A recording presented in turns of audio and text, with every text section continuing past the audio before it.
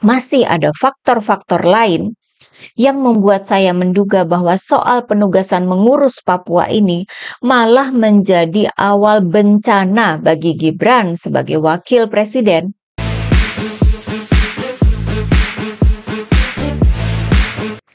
Hai teman-teman, jumpa lagi dengan saya, Nina Nur. Dari kacamata politik, ada banyak pertanyaan mengenai penugasan Gibran ke Papua. Pertama, tentunya adalah timing atau waktu. Kalau di properti itu kan katanya yang penting adalah lokasi, lokasi, dan lokasi. Nah, kalau di politik itu biasanya yang disorot adalah waktu, waktu, dan waktu alias timingnya. Mengapa sekarang baru dihebohkan? Mengapa bukan pertama waktu baru-baru diangkat menjadi wakil presiden? Ini kan seakan sengaja baru saat ini disuarakan ya. Sudah gitu kan cara menyuarakan itu pun sangat kelihatan sekali seperti sebuah orkestrasi. Sengaja dibikin seakan Gibran ini akan dipindah kantornya ke Papua. Yang ngomong itu setingkat Menko loh, Yusril Iza Mahendra. Langsung diberitakan di media mainstream seperti di Kompas, Merdeka, bahkan di media asing seperti Channel News Asia atau CNA. Judul-judul beritanya sama, Gibran akan berkantor di Papua. Prabowo perintahkan Gibran pindah kerja ke Papua. Itu yang di merdeka.com ya. Lalu yang di CNA disebut bahwa Wapres Gibran akan berkantor di sana. Publik melihat berita-berita ini kan jadi heboh. Kalau di medsos itu banyak netizen yang mensyukuri ya karena memang kesannya Gibran ini seakan dibuang atau diasingkan oleh Presiden Prabowo. Oleh PDIP ini kan jadi sindiran yang menohok ya. Politisi PDIP Deddy Sitorus menyebut bahwa lebih bermanfaat kalau Gibran ditugaskan ke Papua daripada bagi-bagi skincare. Loh, memang bener kan? Kita yang rakyat ini merasa miris nggak sih? Ada wakil presiden, kok ya kerjaannya kalau nggak bagi-bagi susu dan buku, ya bagi-bagi skincare. Lebih mirip konten kreator medsos kan ya, ketimbang wakil presiden. Malah ada konten kreator yang bisa lebih baik dari itu kan? Nah, kemudian kehebohan pun dilanjutkan. Mendagri Tito Karnavian mengeluarkan pernyataan yang berbeda dengan Menko Yusril bahwa Gibran tidak akan berkantor di Papua. Nah, publik kan jadi ribut lagi. Kok menteri-menterinya Pak Prabowo mengeluarkan pernyataan yang berbeda-beda? Pasti muncul berbagai spekulasi, dugaan-dugaan. Apakah Menteri Tito ini berusaha melindungi Gibran? Secara Tito ini kan sering disebut sebagai orangnya Jokowi. Rame lagi ya. Sampai akhirnya ada klarifikasi dari pihak istana. Jubir istana pun turun tangan. Ini jubirnya yang orang dekat Pak Prabowo ya, Mensesnek Prasetyo Hadi. Katanya Presiden Prabowo itu tidak memerintahkan Gibran untuk berkantor di Papua. Kemudian bahwa penugasan Wakil Presiden Gibran mengurus Papua itu bukan karena ditugaskan oleh Presiden Prabowo, melainkan merupakan amanat dari Undang-Undang Otonomi Khusus atau Otsus. Gibran katanya bisa saja sesekali berkunjung atau berkantor di sana. Kemudian Menko Yusril juga akhirnya mengklarifikasi pernyataannya sesuai dengan pernyataan dari jubir istana tadi ya. Sampai di sini sebenarnya sudah clear ya dari aturan penugasannya. Namun di kepala saya timbul pertanyaan. Menko Hukum dan HAM kok nggak tahu soal undang-undang Otsus ya? Saya nggak bilang ya bahwa Menteri Yusril yang mengorkestrasi keributan soal penugasan Gibran ke Papua ini ya. Saya kira bukan beliau. Bisa jadi yang lebih tinggi dari beliau. Kita kan menganalisa dan menduga-duga ya. Gibran sendiri mau nggak mau ya pasrah saja dengan penugasan itu kan. Nggak mungkin kan dia merasa keberatan gitu. Namanya juga wakil presiden, ya bekerjalah sesuai dengan tugas dan kewajibannya. Mungkin tim komunikasi Gibran juga malah mendadak seneng karena merasa mendapat panggung politik baru di Papua. Sebelumnya kan pada bulan Januari lalu, Gibran sempat berencana mengunjungi Maluku dan Papua. Namun rencana itu batal. Bisa jadi batal karena nggak dikasih sama atasannya, ya kan? Nah, sekarang kan justru Gibran bakal jadi ke Papua, bisa sering-sering ke sana, sesuai amanat undang-undang. Pertanyaan kita, kalian yakin kalau soal mengurus Papua ini menjadi berkah buat politik pencitraan Gibran? Yakin gak? Kita tidak bisa melihat ke satu arah saja loh ya. Masih ada faktor-faktor lain yang membuat saya menduga bahwa soal penugasan mengurus Papua ini malah menjadi awal bencana bagi Gibran sebagai wakil presiden. Pertama, ada segudang masalah di Papua. Segudang ya, nggak hanya satu dua saja. Bukan serupa masalah yang pernah didatangi Gibran, seperti korban kebakaran, korban banjir, atau korban kecelakaan kapal ya, atau panen raya, atau acara UMKM. Tidak sesimpel itu ya masalahnya. Ini masalahnya segudang. Dari konflik bersenjata, pelanggaran HAM, eksploitasi sumber daya alam dan hutan, masalah lingkungan ini ya. Lalu masalah pendidikan, kesehatan, infrastruktur hingga korupsi. Begitu banyak masalah di Papua yang bahkan tidak bisa dituntaskan oleh bapaknya Gibran selama menjadi presiden 2 periode. Ya kan? Bapaknya Gibran selama 2 periode jadi presiden itu saja nggak sanggup menyelesaikan semua masalah di Papua.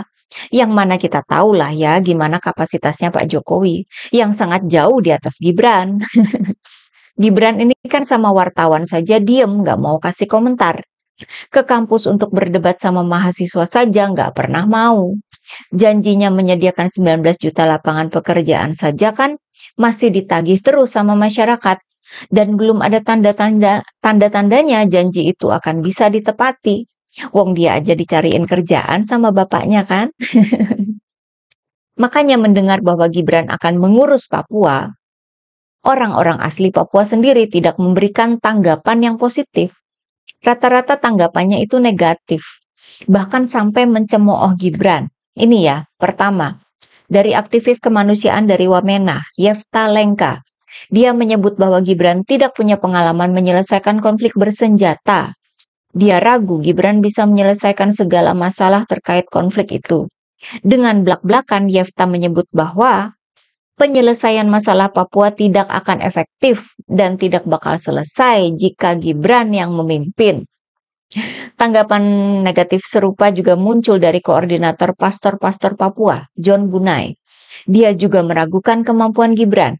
Katanya, bapaknya Gibran yang sudah belasan kali datang ke Papua aja tidak ada dampaknya terhadap masalah konflik di Papua. Sekarang anaknya yang datang. Sehingga dia pun pesimis terhadap dampak penugasan Gibran ke Papua. Gibran datang membangun kantor tanpa dialog lebih dulu dengan masyarakat. Nanti rasanya mubazir. Begitu kata John Bunai. Itu dua tanggapan sudah menohok sekali ya. Namun masih lumayan halus ya kata-katanya. Yang dari juru bicara OPM nih yang paling pedes tanggapannya. Juru bicara TPNPB OPM, Sebi Sambom bilang gini, apa kualifikasinya Gibran untuk selesaikan masalah di Papua? Tidak mampu, tidak mungkin. Anak ingusan begitu ya, anak ingusan begitu, mana bisa selesaikan masalah Papua? Dibilang anak ingusan. Gibran ya mana bisa marah kan? Karena yang ngomong itu adalah orang yang harus dia baik-baikin di Papua sana. Makjleb banget ya. Nah, dari daftar masalah yang segudang dan tanggapan negatif tokoh-tokoh Papua tadi, sudah kelihatan sekali bahwa penugasan mengurus Papua itu sejatinya merupakan tugas yang sangat berat. Bapaknya aja nggak sanggup. Gimana mungkin Gibran bisa? Kan gitu aja sudah sangat jelas ya, bahwa mengurus Papua itu tidak bisa disebut sebagai berkah buat upaya pencitraan politik Gibran. Jangan dikira orang Papua nggak baca berita dan nggak mengikuti medsos. Mereka pasti tahu lah ya tentang tuntutan pemakzulan Gibran dan kemampuan Gibran yang kerap jadi tertawaan dan cemoohan di medsos. Dan itu sebatas berpidato dan memimpin rapat saja ya. Belum lagi soal sekolahnya yang masih jadi perbincangan ramai di medsos. soal fufu-fafa dan lain sebagainya. Saya kira justru Papua ini bisa jadi merupakan jebakan buat Gibran. Karena salah dikit aja, dampaknya besar. Karena masalah-masalahnya itu kan memang skalanya besar dan rumit ya. Gibran bisa aja nggak mau pidato di acara pembukaan MTQ di Kalimantan. Dan itu tidak menjadi masalah besar di Kalimantan sana. Namun salah ngomong dikit aja di Papua bisa gawat. Karena kita ngomong kan dalam konteks konflik bersenjata yang penuh dengan kekerasan. Sehingga saya pun sampai pada kesimpulan bahwa kehebohan soal mengurus Papua ini memang merupakan sebuah orkestrasi. Sesuatu yang dirancang untuk menjerumuskan Gibran. Terkait apa? Apalagi kalau bukan terkait dengan pemakzulan Gibran. Proses pemakzulan itu memang nggak mudah ya. Prosesnya complicated, rumit, dan panjang prosesnya. Memang sudah dipaparkan oleh berbagai pihak, ada beberapa alasan yang bisa dipakai untuk pemakzulan Gibran. Misalnya, soal fufu-fafa dan korupsi. Tapi kan itu juga semua perlu proses. Misalnya pembuktian bahwa fufu-fafa adalah milik Gibran. Itu mesti ada proses yang panjang. Ini saya mengutip pernyataan dari seorang analis politik ya, Henry Satrio. Bahwa ada 3 cara melengsarkan Gibran dari jabatannya. Kita mulai dari nomor 2 ya, yakni melalui cara konstitusional namun membutuhkan proses yang panjang. Cara ketiga adalah dengan MK atau Mahkamah Konstitusi mengeluarkan putusan yang mempersilakan presiden mengganti wakil presidennya. Yang mana cara ini termasuk kontroversial dan juga cukup rumit buat Pak Prabowo ya. Nah, cara yang pertama adalah memaksa Gibran mundur secara sukarela. Saya melihat bahwa cara pemaksaan Gibran mundur secara sukarela ini sepertinya menjadi tujuan akhir penugasannya di Papua. Ini tidak hanya didasarkan pada bagaimana kehebohan soal Gibran ditugaskan ke Papua itu ya, muncul secara tiba-tiba. Namun juga melihat kemunculan suara-suara lain yang serupa isinya, yakni menghendaki Gibran mengundurkan diri. Misalnya, foto wapres Gibran yang ada di sekolah-sekolah dan kampus itu dinilai mengganggu oleh Ketua Institut Harkat Negeri, Sudirman Said. Dinilai menjadi simbol nepotisme yang sangat menyakitkan bagi generasi muda. Sehingga pelengseran Gibran dinilai menjadi sesuatu yang urgensinya tinggi. Kemudian ada tuntutan agar Gibran segera mengundurkan diri dari kelompok advokat atau pengacara. Mereka ngasih waktu 7 hari buat mundur. Kemudian di media Tempo itu ada tulisan opini dari seorang sutradara senior, Garin Nugroho, dengan judul Gibran mundur saja. Dengan alasan bahwa resistensi atau perlawanan terhadap Gibran itu makin meluas. Sementara Gibran yang bertahan dengan mencari perlindungan politik dari Jokowi hanya membuat energi bangsa ini habis. Ini yang bersuara bukan dari politisi ya, namun dari tokoh publik yang punya pengaruh di masyarakat secara luas.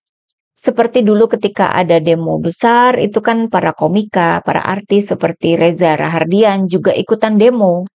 Nah, suara-suara permintaan Gibran mundur ini yang seakan sedang disalurkan atau diberi jalan oleh penugasan Gibran mengurus Papua. Papua itu tidak bisa dijadikan sebagai lokasi pencitraan semata. Karena baru muncul saja isunya ya, sudah ada tanggapan negatif terhadap Gibran. Gibran kan nggak bisa ngomong soal AI aja di sana ya. Gibran harus bekerja sama dengan para tentara di sana. Sementara yang menuntut pemakzulan Gibran itu kan para purnawirawan TNI, para jenderal dan kolonel.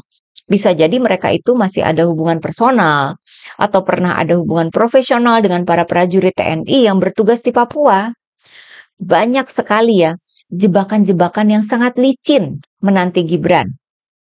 Sementara kan sesuai kata jubir istana, Pak Prabowo, Presiden Prabowo, bukan pihak yang menugaskan Gibran.